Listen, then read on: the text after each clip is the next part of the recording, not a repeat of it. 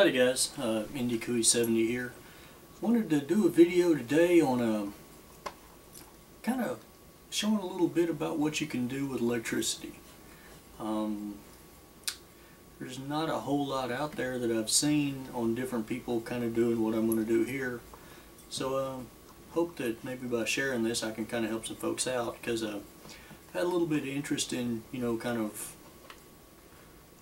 what do you do if power runs out, or different things, and what you can do with batteries and different stuff like that. I want to harken back to my days in applied electricity physics.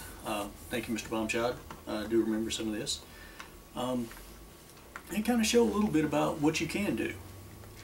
Now, right in here, I have one of these 20 watt 12 volt yardscape lights. That's, you put them in your rock spotlights out in the yard or whatever, and you hook them up to your power supply, and you do your thing. And I've got several of those out in the yard and stuff, so I had an extra bulb. And what I did is I mated that bulb to a 9 volt battery,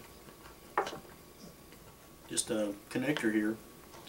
And even though it is a 12 volt light, we'll try to put it somewhere where you can kind of see. When you touch it to it, it comes on. Now I've got some foil back here, and this little bottle followed me home from work. I think there were septums for a gas chromatograph in it or something, but it's I said, not a real complicated outfit. There's a little bit of aluminum foil in there, and this piece costs like $1 at Radio Shack. But I had that anyway. My bulb I had anyway, so figured I'd just go ahead and use it. But also here, if you see this, these are 6 volt batteries. But I don't want 6 volts. I want 12 volts.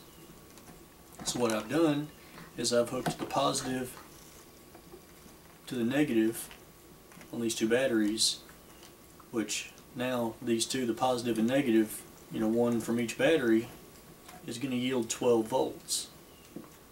And if you think about it, that's what you do whenever you've got a device and you slide one battery in and another battery in behind it. You're just doubling the voltage. Because you're putting the positive to negative on that battery when you put it in your TV remote or whatever. And that's what I've done here, just on a larger scale. Now, it's might be kind of hard to read. I'll try to show what I'm talking about here.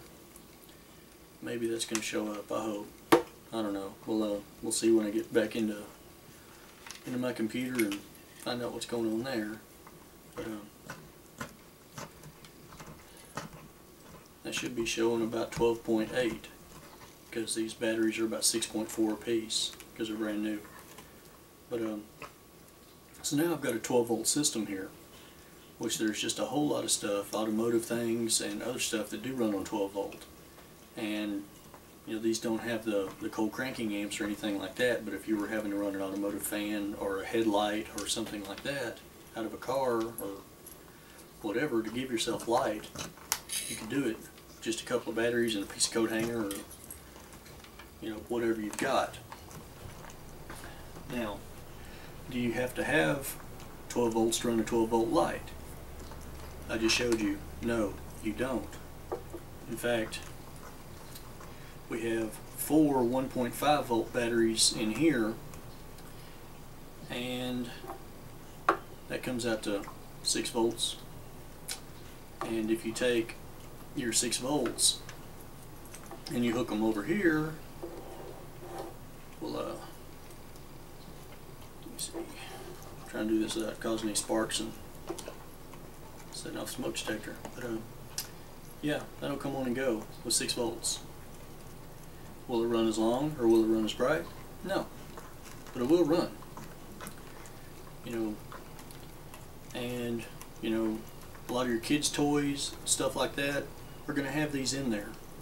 So they're everywhere, and they sell them at Radio Shack for a couple of bucks a piece. Now, if you're out of batteries for your mag light, you know, you don't have any more D cells, but you've got a buttload of double A's, whatever. If you scavenge out of there, got a replacement bulb for a mag light right here, and wow, it will work. It won't burn as long. It'll burn every bit as bright, but it won't burn as long. Now, also got this battery here is kind of special because this is designed to go on a deer feeder, and they make all kinds of solar stuff for that. If you look in the hunting section of your, you know, local sporting goods store, you'll come across these batteries, and after hunting season they go on sale pretty cheap. Now, with even a small solar panel, you can keep these charged up. You can do them the same way I've done these batteries here and make a 12-volt system out of it, or you can keep it at 6 volts and recharge it with the solar.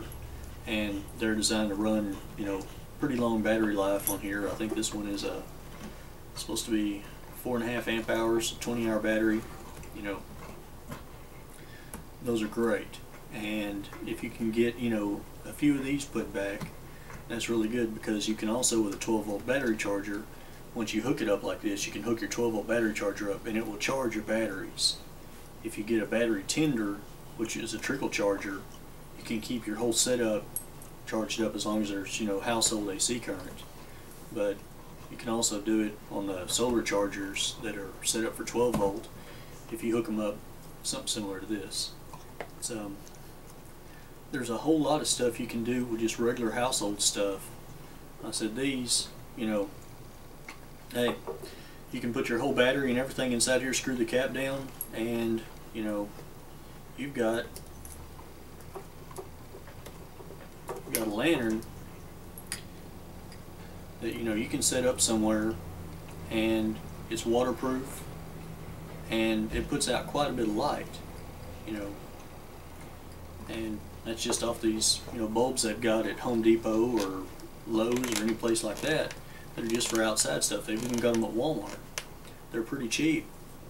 And so are the connectors. You can build a lot of the stuff yourself. You don't have to buy ready-made stuff.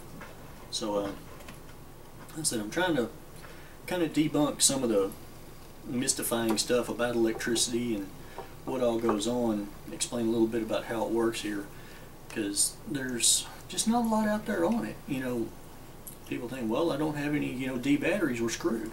No, you're not. You can do a whole lot with, you know, other stuff. The button cells, you can do it with them in a chapstick container and a couple of springs. You know, I can make a 12-volt battery out of that, because they're 1.5, you know, most of them are 1.5 volt, little bitty button cells, and you can buy those, you know, by the dozen. You know, you set them up, hook them, you know, positive, negative, positive, negative, positive, negative. You know, put a spring on the bottom, a spring on the top, attach a wire to each of those springs. When you come off, you're going to have, you know, however much voltage is, you know, if you use 8 batteries, you've got 12 volts. So don't think you're any worse off than you really are. Be resourceful. Look around at some of the stuff, you know, before you throw the kid's toy away that makes so much noise that you hate. Take this guy out of it. You know, have some batteries put up, because, you know, you can do that. Rechargeables are great, you know, if you can recharge it. If you know, can even afford a small solar panel, you know, to put in the window and trickle charge, you know, some of your batteries, you'll save a bunch of money, and you'll be way ahead of the game if there is no power. You know, like I said, I live in hurricane country. We lose power, it can stay off for a week or more, you know, so I've had to figure out this stuff and, you know, what works. You know, you can do a lot, you know, if you're pretty resourceful. You know, I took out of my old Bronco, I took the actual blower motor, squirrel cage fan, out of my old Bronco when we lost power at one time, and hooked it up to a couple of these batteries, and then set it on top of an ice chest that was open, and made a swamp cooler out of it, and ran it, you know, pretty much I could keep, you know, cooler stuff in it out of my freezer as it was thawing out. I was putting it in the ice chest and using the cool off that, and actually, you know, cool the room down about 20 degrees. So you can really do a lot if you know, put your mind to it and try to think about it. But I did want to go ahead and try to get this done and get it posted and maybe help some folks out. I've got like I said, a couple of subs that have asked me, you know, about different things, and I've got a much bigger setup for 12 volt, you know, that's it's out in my shop, and it's, you know, set up for when we actually really lose power big time. And you know, I can keep my house lit up. There's a lot of stuff I can do with just that setup, and I'll do another video on that at a later date. But right now, I just wanted to get this one done and up. Anyway, hope everybody's having a good weekend, and visit with y'all later.